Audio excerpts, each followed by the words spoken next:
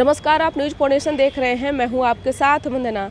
कुढ़नी विधानसभा seat पर उपचुनाव को लेकर बिहार की सियासत तेज है। आपको बता दें कि 5 दिसंबर को उपचुनाव होना है। उपचुनाव से पहले बिहार की राजनीतिक पार्टियां अपनी अपनी तरफ से एक बार फिर से कमर कसकर मैदान में उतरने को तैयार है। आपको बता दें कि बीते समय जिस तरह से बिहार के 2 सीटों पर उपचुनाव हुए और कांटे की टक्कर देखी गई, नतीजे जो सामने आए, ऐसे में कुढ़नी विधानसभा सीट पर उपचुनाव को लेकर बड़ा दिलचस्प होने वाला है।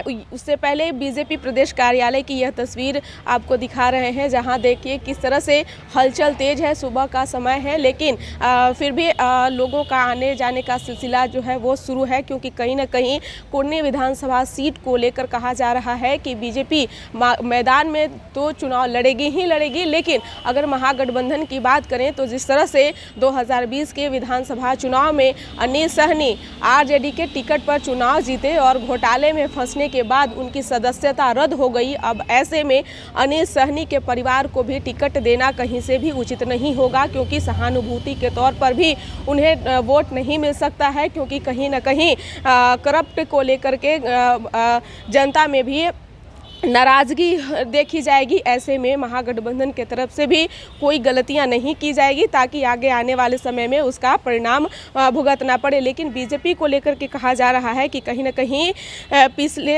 बिहार विधानसभा के चुनाव में केदार गुप्ता कुढ़नी विधानसभा सीट पर चुनाव लड़े थे। ऐसे में इस बार भी केदार गुप्ता के नाम पर ही मोहर लग सकती है। हालांकि अभी इस नाम की घोषणा नहीं हुई है, लेकिन कहीं ना कहीं केंद्रीय नेतृत्व की ओर से भी इसी नाम पर जो है मोहर लगने की संभावना जो है वो जताई जा रही है।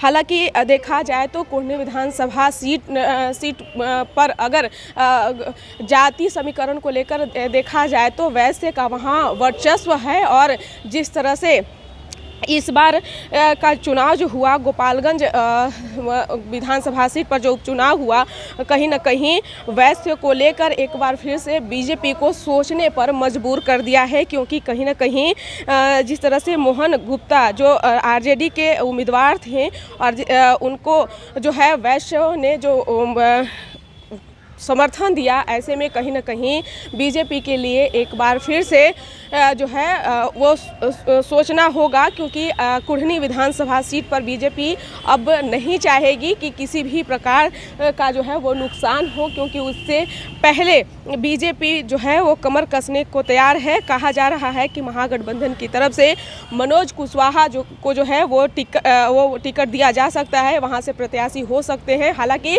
अभी प्रत्याशियों के नाम का घोषणा नहीं हुआ है, लेकिन अगर बीजेपी की बात करें तो बीजेपी की ओर से केदार गुप्ता को जो है प्रत्याशी के तौर पर जो है वो चुनाव लड़ाया जाएगा मैदान में।